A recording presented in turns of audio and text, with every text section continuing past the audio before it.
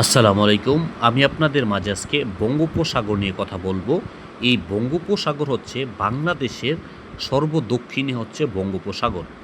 আর এই বঙ্গোপসাগর হচ্ছে সবচেয়ে বড় উপসাগর হচ্ছে বঙ্গোপসাগর। আর এই বঙ্গোপসাগরের মধ্যে রয়েছে সোয়াচ অফ নো গ্রাউন্ড। এরপরে আমরা যেটা জানবো সেটা হচ্ছে এই বঙ্গোপসাগরের মধ্যে রয়েছে আন্দামান ও নিকোবর দ্বীপপুঞ্জ। এটি হচ্ছে ভারতের কেন্দ্রীয় শাসিত একটা অঞ্চল।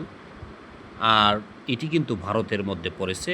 আর আন্দামান এবং নিকোবর এই দ্বীপপুঞ্জ এর রাজধানী হচ্ছে পোর্ট ব্লেয়ার। দেখতে পাচ্ছেন পোর্ট ব্লেয়ার। এটা কিন্তু 2024 সালে প্রাথমিক শিক্ষক নিয়োগ পরীক্ষায় এসেছিল। এরপর আমরা এই পাশে রয়েছে দেখতে পাচ্ছেন শ্রীলঙ্কা, এই পাশে রয়েছে ভারত।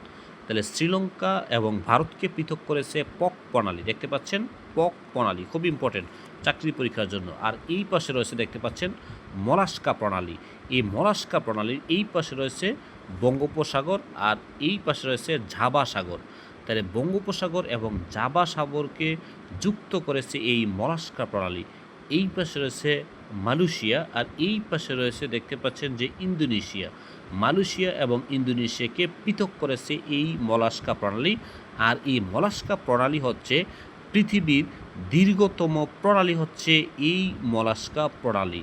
তো এই হচ্ছে বঙ্গোপসাগর নিয়ে কিছু গুরুত্বপূর্ণ তথ্য।